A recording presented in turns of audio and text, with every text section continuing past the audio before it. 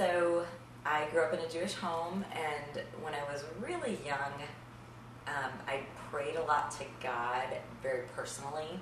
And then as a family, we went to temple, but it wasn't so much a spiritual thing as much as the way that you phrased the question, practice. It was more tradition, sort of going to temple on the high holidays because their family did it and their friends did it, kind of thing, but it wasn't a spiritual thing.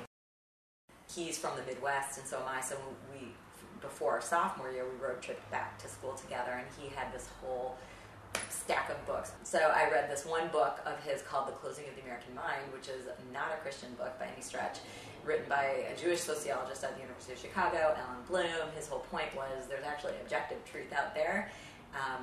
And it was interesting because I was trying to cobble together this worldview that said, if enough people believed something, then that was true. It was sort of like this relative sort of truth by consensus kind of thing.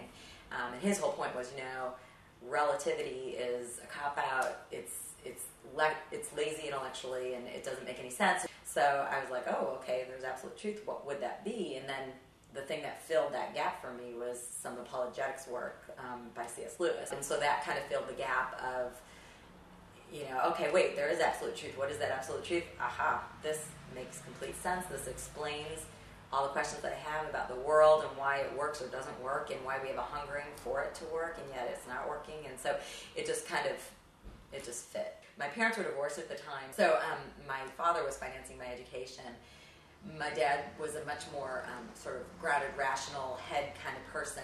My mom, much more of an emotional, reactive person, very suspicious of things she's not familiar with. So the reactions were pretty different. My mom, behind the scenes, actually had tried to get my dad to stop funding my school and pull me out of Stanford and go back to Michigan. He actually completely appropriately called an advocacy organization. It was a nonprofit that existed at the time called the Cult Awareness Network that did research on cults, and he just wanted to check out the church that I was going to, and I completely am glad he did that. He was concerned, and so he called, got this priest who was volunteering for it. The priest, I was going to a very mainstream, large, almost like a mega church, but as I said, a healthy place. And the priest said, don't worry about it. And this is my paraphrase. Priest said, it's kosher, no problem. But basically got the green light from the priest, and that was enough to make my dad feel comfortable, where he didn't want to jeopardize my future, my education. That was he felt comfortable with leaving me in school. I think conflict is human, and I think you're just always going to have conflict and division, and even if you purport to believe the same thing about God, because belief is the process of transformation, and so we're not all fully transformed right away, and so we're not going to always be fully united. We're not going to see things the same way until we're all in heaven, so we're all in different parts of the path, and we all have our different way of seeing imperfectly.